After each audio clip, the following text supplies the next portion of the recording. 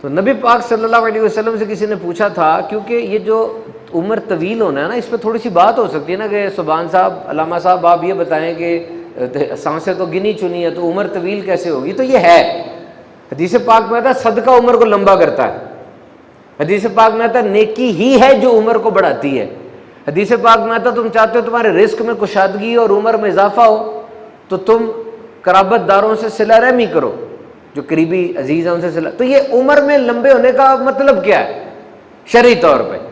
It's very simple. ایک تو یہ ہے کہ جتنی آپ کی عمر ہے وہ اللہ اور اس کے رسول کی اطاعت میں گزرے گی، نیکی تقوی پرہیزگاری میں گزرے گی۔ نمبر 2، آپ کی عمر واقعی طویل ہو جائے گی۔ لوہے محفوظ پہ لکھا ہے کہ اس بندے کے 2 آپشن ہیں، 40 سال کا ہو کے مرے گا یا 60 سال کا ہو کے مرے گا۔ 40 سال میں مر جانا ہے اس نے، لیکن اگر صدقہ دے گا، قرابت داری کرے گا تو ہم اس کو ایکسٹینشن دے دیں گے۔ اور تیسرا اس کا مطلب یہ ہے کہ بندہ تو مر جائے گا لیکن مرنے کے بعد بھی لوگوں کے دل میں زندہ رہے گا۔ تو نبی پاک سے پوچھا گیا یا اللہ مخلوق میں بندوں میں سب سے بہتر کون ہے؟ نبی پاک نے فرمایا وہ جس کی عمر لمبی اور اعمال اچھے ہوں۔ سب سے برا کون ہے؟ جس کی عمر لمبی اور اعمال برے ہو۔ یار it's very clear, it's very clear. آپ کے پاس ایک سرمایہ ہے، یو ہیو انویسٹمنٹ، آپ تجارت میں لگا دیتے ہیں اور آپ کو ٹائم ملتا ہے اس تجارت کو کرنے کا، تو یو آر بیٹر آف۔ ٹھیک ہے نا، تجارت کے لیے پیسہ تھا، لگایا اور ٹائم بھی ملا تو ٹھیک ہے۔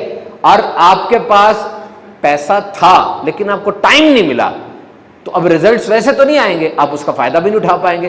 تو آپ کی زندگی میں سب سے اہم سرمایہ آپ کی عمر ہے۔ If you invest it wisely، Talha بن عبید کہتے ہیں میں کھڑا تھا نبی پاک کی بارگاہ میں، 2 بندے آئے، دونوں نے اسلام قبول کیا، دونوں صحابی بن گئے، اور اس کے بعد دونوں عبادت گزار تھے، ایک زیادہ عبادت گزار تھے کمپیریٹیولی۔ وہ جو زیادہ عبادت گزار تھے وہ ایک غزوے میں شہید ہو گئے، اور جو دوسرے تھے ان کو 1 سال بعد فوت ہوئے وہ۔ تو میں نے خواب دیکھا کہ میں جنت کے باہر ہوں اور وہ دونوں صاحب میرے ساتھ کھڑے ہیں۔ جنت سے کوئی ایک دم آتا ہے، کہتا ہے جو 2nd نمبر پہ شہید فوت ہوئے تھے نا 1 سال گزار کے، وہ پہلے آ جائے۔ اور پھر دوسرے کو کال آتی ہے، وہ صبح اٹھ کے سب کو بتاتے ہیں کہ یار وہ غزوے میں شہید ہوئے اور زیادہ عبادت گزار اور 2nd نمبر۔ نبی پاک صلی اللہ تعالی علیہ وسلم کو جب پتا چلا، نے کہا حیران کیوں ہوتے ہو؟ Why you are so much surprised? The person who lived 1 year long, he got 1 more Ramadan. He offered many prayers. اس کو 1 سال کا رمضان نہیں ملا، اس کو اتنی نمازیں اور نہیں ملی۔ تو یہ لمبی عمر ہے۔ ویسے آپ کو پتا ہے لمبی عمر کے لیے آب حیات کا کانسیپٹ بھی ہے نا، پی لو پانی بس، یہ سچی بات بھی ہے۔ ابھی انہوں نے 5 اسکورس سرچ کرنا جا کے، جو آپ میں سے اس طرح کے ذوق رکھتے ہیں، 5 اسکورس UAE کے اندر کلب بنایا انہوں نے، اور لیٹسٹ ریسرچ ہے کہ انٹرلیوکن 11 نام کی پروٹین کو اگر ختم کر دیا جائے جسم سے تو ایجنگ رک جاتی ہے۔ لیکن میں بات کروں آب حیات کی، یہ حضرت ذوالقرنین اور حضرت خضر علیہ السلام۔ حضرت ذوالقرنین کے چچا زاد بھائی ہیں حضرت خضر علیہ السلام۔ حضرت ذوالقرنین یہ نبی نہیں تھے، ولی تھے، ان کا ذکر قرآن میں ہے۔ ان کو ذوالقرنین کیوں کہتے ہیں؟ ان کے سر پہ 2 ابھار تھے، ان کو ظاہر باطن کا علم دیا گیا، یہ ظلمت میں بھی گئے، روشنی میں بھی گئے، اور دنیا کی بادشاہت ان کو دی گئی تھی۔ یہ 4 لوگ ہیں جن کو دنیا کی بادشاہت دی گئی، 2 اس میں مومن ہیں، 2 اس کے اندر جو ہے وہ غیر مسلم ہے۔ حضرت ذوالقرنین اور حضرت سلیمان، they were prophet and they were king prophet and he was a king saint۔ اور بخت نصر نمرود یہ غیر مسلم، یہ بھی دنیا کے حکمران بنے تھے۔ حضرت ذوالقرنین نے کتابوں میں پڑھا کہ جناب حضرت نوح علیہ السلام کے بیٹے حضرت سام کی اولاد میں ایک بندہ آب حیات پیے گا and he will enjoy life۔ تو یہ حضرت خضر علیہ السلام کے ساتھ نکلے، یہ سب قرآن میں ہے، نکلے کہ وہ آب حیات ڈھونڈتے ہیں۔ حضرت خضر علیہ السلام کو آب حیات مل گیا، انہیں نہیں ملا، لیکن ان کے سفر کی جھلکیاں جو ہیں وہ قرآن مجید میں ہیں، کچھ جھلکیاں ہیں۔ پہلی تو بات قرآن واضح طور پہ کہتا ہے کہ جو اس نے ارادہ کیا ہم نے اس طرف اس کو چلا دیا۔ اس نے مغرب میں جانے کا ارادہ کیا تو یہ مغرب کی راہ پہ چلا تو مغرب میں چلا گیا۔ It's very big motivation for us that whatever you will make a goal then you have to select the right path for that goal. गोल चुनो तो उसके गोल के पाथ की तरफ भी तो जाओ ना. बनना डॉक्टर जाते हो, चले जाओ यूटी लाहौर में, डॉक्टर बन पाओगे? पॉसिबल ही नहीं है. और ये भी याद रखना, one is very sweet goal, very beautiful goal, very big talks, and one is very average but executed. एक बड़ी बड़ी बातें कर रहे हैं आप, बड़ी बड़ी बातें कर रहे हैं और करते ही जा रहे हैं बातें, वो एक बात है. लेकिन आपकी बातें इतनी बड़ी नहीं है, लेकिन अमल है, उन बातों का अमल है, ये ज्यादा अहम चीज बन जाएगी. हजरत जुल्करनैन वो मगरिब की तरफ गए और उस जगह पहुंच गए सारी आबादियों को क्रॉस करते हुए जहां उन्हें सूरज एक स्याह चश्मे में डूबता हुआ नजर आया. जैसे कोई समुंदर में जा रहा हो तो उसको सूरज पानी में डूबता नजर आएगा ना, यूं उसको नजर आया, यूं उनको नजर आया. वो कहते हैं वहां पे लोग थे जो कि जानवरों की खाल के कपड़े पहनते थे और मुर्दा जानवर उनकी ग़िज़ा होते थे. तो अल्लाह की तरफ से हुक्म आया कि इनको इस्लाम की दावत दो, मान जाते ठीक है, नहीं तो जो इनके साथ करो. फिर उसके बाद आप मशरिक की तरफ गए, मशरिक की तरफ आप वहां तक चले गए जिस जगह पर सूरज तुलू होता है, और वहां पर उन्होंने लोग देखे. वो लोग, इतनी गर्मी थी, जमीन नरम थी, कोई कंस्ट्रक्शन वहां पे नहीं हो सकती थी. उन्होंने बरोज बनाए हुए थे. यू नो द बरोज, बरोज मीन गार, सुराख, जिनमें ये जानवर सर्दियों में नहीं सो जाते जाके और फिर पूरी सर्दियां सो के गुजारते हैं वो. तो उन्होंने, कुरान मजीद में लिखा है कि वो लोग ना सूरज निकलते वक्त उन गारों में घुस जाते थे और फिर जवाल के वक्त बाहर आके काम किया करते थे. तो Zulqarnain, his story is very interesting. अपने बच्चों को स्टोरी सुनाया करें ऐसी. आपका नाम वैसे सिकंदर था और सिकंदरिया नाम का शहर भी इन्होंने बनाया था. हज़रत खिज़र नबी है लेकिन आपके दरबारी थे, आपके वजीर थे.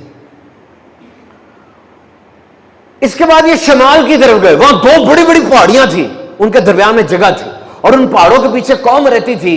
हज़रत नूह के बेटे याफस की नस्ल से याजूज और Majuj. You must have heard this name. दे वर बारबैरिक, जंगली वहशी किस्म के लोग थे. ये उसी पहाड़ के पीछे से आते, उस रास्ते से आके ये बिच्छू, सांप, बंदे बहार में आते तो खेतियां सब उजाड़ के खा जाया करते थे, खुश्क सामान लाद कर पीछे ले जाया करते थे.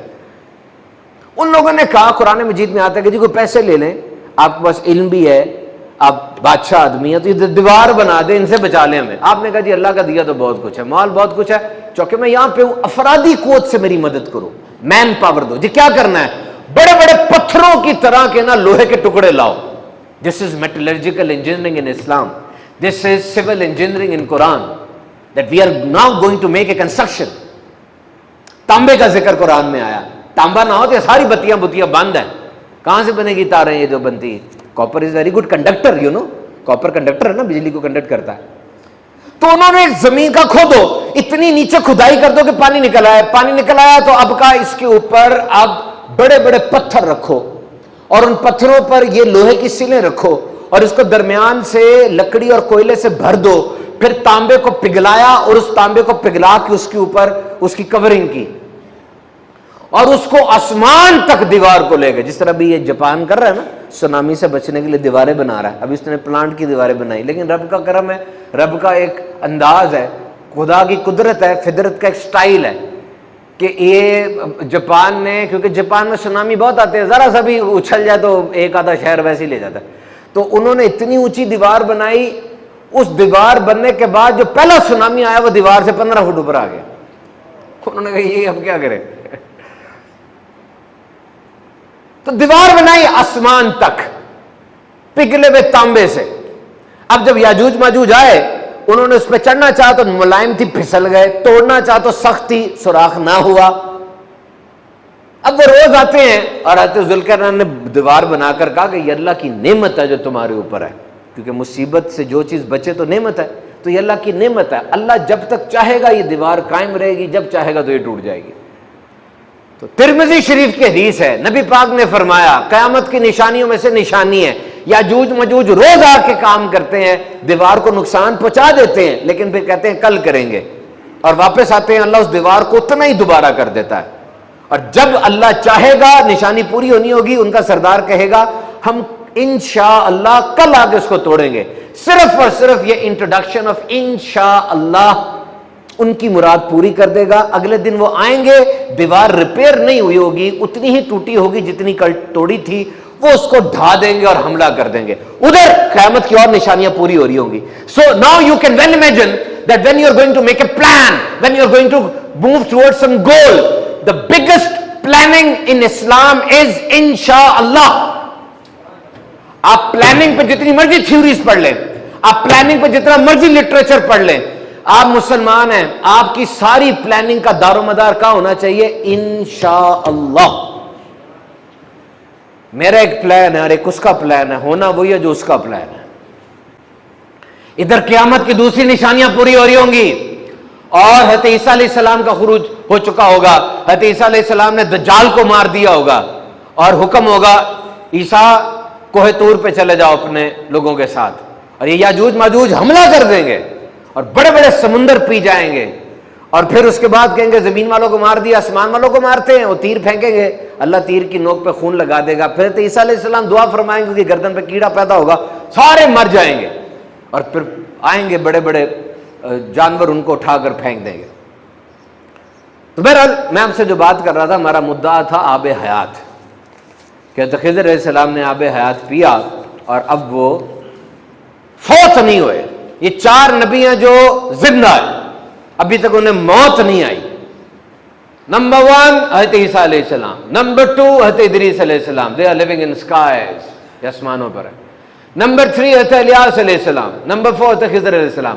حضرت الیاس یہ نا زمین پر ایڈمنسٹریٹر ہے, بیابانوں میں صحراؤں میں یہ حکومت کرتے ہیں, جاتے ہیں, گائیڈ کرتے ہیں. حضرت خضر یہ پانی پر ایڈمنسٹریٹر ہے. یہ ہر سال رمضان میں خانہ کعبہ آتے ہیں, روزے بھی رکھتے ہیں, اور حج پر یہ حج بھی کرتے ہیں, اور پھر حج پہ یہ آب زمزم پی لیتے ہیں. پورا سال ان کو کھانا کفایت کرتا ہے. پھر قیامت کے قریب جب موتیں سب کو آئیں گی تو پھر ان کو موت آئے گی. آب حیات. سو مائی ڈیئر فرینڈس, انسان جتنا بھی جی لے, ویسے جس طرح حضرت موسیٰ علیہ السلام کے پاس آئے تھے نا, موت کا فرشتہ آیا تھا, تو آ کر کہا جی میں نے آپ کی جان قبض کرنی ہے. انہوں نے روک کے تھپڑ مارا اس کے منہ پہ, وہ تھپڑ مارا تو وہ آنکھ نکل گئی. آئے, آ کر عرض کی اے باری تعالیٰ تو نے ایسے بندے کے پاس بھیجا جو مرنا نہیں چاہتا. اب تو موسیٰ علیہ السلام واز ون آف دا سین, لاڈلے نبی تھے. کہا ان سے کہو کہ یہ بچڑا ہے, اس کے اوپر ہاتھ رکھ دیں, جتنے بال آپ کے ہاتھ کے نیچے آئیں گے اتنے سال آپ کے بڑھا دیتے ہیں. تو کہا پھر ہماری اس کے بعد کیا ہوگا؟ اس کے بعد موت ہے. تو کہا جب تب موت ہے تو ابھی بھی موت ہی ہے, جانا تو ہے. وہ فرشتے کو اس سے تھپڑ مارا تھا کہ مطلب یوں اتنی بڑی بارگاہ میں آ کے, وہ موت کا کہنے بھی نہیں آیا تھا, اس کو یہ نہیں کہا گیا تھا. وہ آئے, آ کے موت کا کہہ دیا. تو یوں اس طرح سے اتنی بڑی بارگاہ میں ایک دم سے یوں کر دینا نا, یہ صحیح نہیں ہوتا. اس بات کا خیال رکھنا چاہیے کہ جہاں جا رہے ہیں آپ, کیا بات آپ نے کس طرح کرنی ہے. انسان جی لے, کتنا کو جی لے گا. ایک بندہ بڑی پیاری بات کہتا ہے کہ عہدے, سیاست, سکلز, پیسہ, آج تک ان باتوں کی وجہ سے کسی سے نا محبت نہیں ہوئی. آپ اعتراض کر سکتے میری بات پہ, لیکن بات پوری سن لیں. پیسہ, عہدہ, سیاست میں کوئی رتبہ یا کوئی اور وجہ کسی کے اندر ہو اور ان باتوں کی وجہ سے اس سے سچی محبت کی جائے, ایسا کبھی آج تک نہیں ہوا. ہاں, ان باتوں کی وجہ سے عزت کی جا سکتی ہے, ان باتوں کو انجوائے کیا جا سکتا ہے کہ میں اس سے فائدہ کیسے اٹھاؤں, پیسہ اس کے پاس ہے تو اس کی شہرت میرا ساتھ لگ کے کھڑا ہو جاؤں, یہ کیا جا سکتا ہے. محبت نہیں ہو سکتی. محبت کب ہوتی ہے؟ when you are compassionate, when you love someone you will get the love back. کہ جب آپ ہمدردی کرتے ہیں, جب آپ کسی سے سچا پیار کرتے ہیں, اب آپ کو وہ سچا پیار دے سکتا ہے. بیٹھ جاتے ہیں اس کے پاس. اور اگر عہدہ ہے اور ساتھ یہ چیز بھی ہے, تو بڑے بڑے آئے, دنیا سے چلے گئے, عہدے کو کسی نے نہیں یاد رکھا, اس کے پیار کے بول کو یاد رکھا, اس کے کردار کو یاد رکھا, اس کا حسن اخلاق یاد رہا. کہتے نہیں ہے کہ اگر تمہاری دولت چلی گئی کچھ نہیں گیا, اگر تمہاری صحت چلی گئی کچھ چلا گیا, اور اگر تمہارا کردار چلا گیا تو سب کچھ چلا گیا. تو میرے نوجوانوں یاد رکھو شادی ہوگی یا نہیں ہوگی یہ پتہ نہیں ہے، لیکن موت تو آنی ہے. ایسے شادی ہونی چاہیے، یہ نہ کوئی سمجھے کہ یہ کہہ رہا ہے شادی نہ ہو تو شادی کو بھول جاؤ. میرے پاس اس وقت گیلپ اور گیلانی کا سروے پڑا ہوا ہے، پاکستان میں 24% لوگ جو ہیں وہ نوجوان و شادی شدہ نہیں ہیں. یہ بہت الارمنگ ریشو ہے. ہونی چاہیے شادی. نبی پاک نے فرمایا نکاح میری سنت ہے. نبی پاک نے فرمایا کہ نکاح کرو نوجوانوں، اگر استطاعت رکھتے ہو، نہیں استطاعت رکھتے تو روزے رکھو. اور نبی پاک کے پاس صحابہ آئے، کہا جی ہم عبادت میں یکسوئی کے لیے شادی چھوڑ دیں، عورت چھوڑ دیں. نبی پاک نے فرمایا مجھ سے زیادہ رب سے ڈرنے والا کوئی نہیں ہے، مجھ سے زیادہ جس بات سے رب نے منع کیا اس سے بچنے والا کوئی نہیں ہے. میں نفل روزے بھی رکھتا ہوں، نہیں بھی رکھتا، رات کو سوتا بھی ہوں، نہیں بھی سوتا، بنے شادیاں کی ہیں، اور جو میری بات سے منہ پھوڑے وہ میرے ساتھ نہیں ہے. شادی از امپورٹنٹ. آج بہت سے اسکول آف تھاٹ ہم دیکھتے ہیں وہاں پہ شادی شدہ زندگی کو روحانیت کا اینٹی سمجھا جاتا ہے، سیکنڈ گریڈ سٹیزن سمجھا جاتا ہے اگر شادی نہ کی جائے. وہ کہتے جی گھر گرہستی کا نظام یہ روحانیت کے خلاف ہے. How is it possible? یقین کرو ایسے نظام پھر چور دروازے ڈھونڈتے ہیں. کیونکہ نبی پاک نے یہ جو قرآن مجید ہمیں دیا، قرآن مجید کی آیت ہے کہ تم اپنی فطرت پہ رہو. اللہ نے تمہیں فطرت پر پیدا کیا. ڈاکومنٹریز بنی ہیں ان لوگوں کے اوپر کہ انہوں نے پھر بعد میں کیا کیا حرکتیں کی ہیں. اتنی بڑی بڑی ڈاکومنٹریز بنی ہیں.